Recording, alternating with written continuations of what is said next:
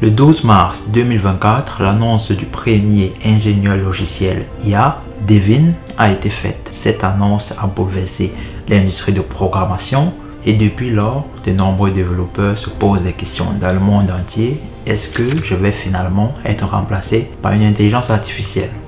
Pour répondre à cette question, on va essayer de mettre nos peurs un peu de côté et répondre à cette question de manière logique. Après tout, la logique est notre compétence principale, n'est-ce pas? Ou bien? Tout d'abord, c'est quoi Devin? Devin se décrit comme le premier ingénieur logiciel IA. Donc, celui-là est capable de résoudre des problèmes complexes.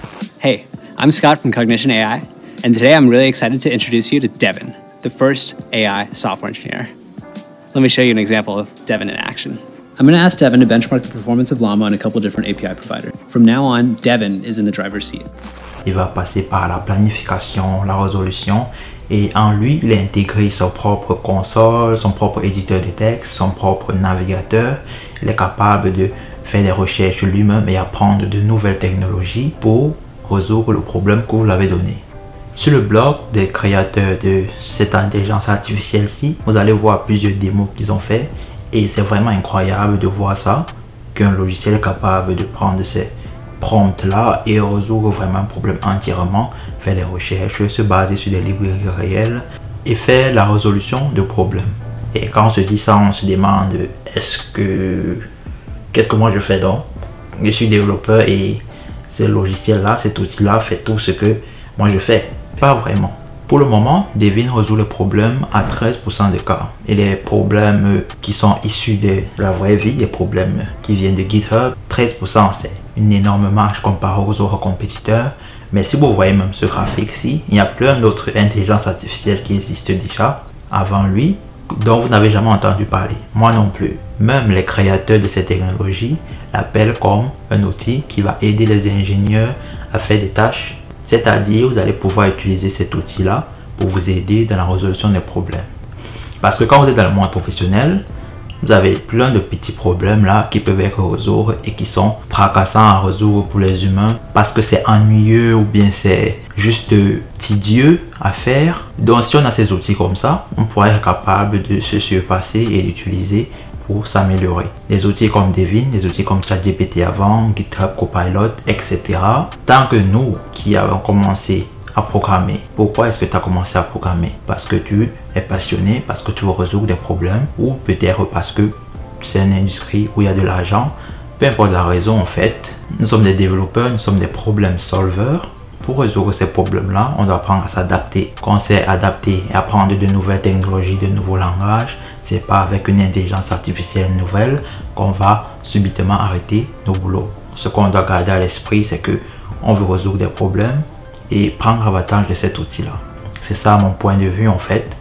Tout comme depuis que ChatGPT est sorti, je l'ai utilisé à nombreuses reprises pour m'aider à faire des choses plus rapidement. Je me rappelle d'un petit exemple lorsque je travaillais dans mon entreprise précédente où j'avais une tâche qui se répétait chaque mois. J'ai pris le temps d'écrire un script Python pour m'aider à automatiser cette tâche-là. Ça faisait que la tâche qui me prenait une journée à deux à le faire, je le faisais en quelques minutes, juste en modifiant mon fichier source à chaque fois pour qu'il s'adapte au changement du mois. Ça faisait que ces tâches se faisaient en quelques secondes grâce à ce script. Imaginez donc avec l'utilisation des intelligences artificielles qui évoluent aussi rapidement, vraiment l'être humain, le développeur sera en mesure d'utiliser plus son cerveau pour la résolution de vrais problèmes, pour la partie créative, pour la partie en fait qui moi m'a inspiré à devenir développeur parce que j'ai vu un monde incroyable où tu peux créer tout ce que tu veux et ce n'est pas en apprenant à faire des printf, des system out, des console.log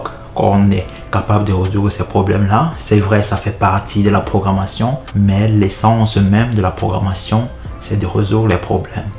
Donc, la peur, c'est normal, nous les humains, on a peur de nouvelles choses, mais je te dirais que garde cette positivité-là, continue à travailler sur tes rêves, je t'encourage à devenir le meilleur développeur que tu peux être, continue à améliorer tes compétences, c'est la seule chose qui te fera te démarquer. Certainement, pour ne pas sous-estimer cet outil, bien sûr, ça fera des changements dans le monde professionnel parce que lorsque vous allez même sur les sites, ils vous demandent déjà si vous voulez les engager pour pouvoir résoudre des problèmes dans votre compagnie, vous pouvez les engager, sans compter le fait que cet outil-là a déjà été capable de résoudre des problèmes sur des sites comme Upwork ou Fiverr, prendre des tâches qu'on donne généralement à des développeurs et en quelques minutes ramener des solutions. C'est très envisageable que dans un futur pas si lointain que ça, on ait des choses comme ça. Vous allez sur un site, vous allez entrer votre requête du logiciel que vous voulez et en 10 minutes, vous avez une intelligence artificielle qui vous propose 10 différentes solutions. C'est très possible.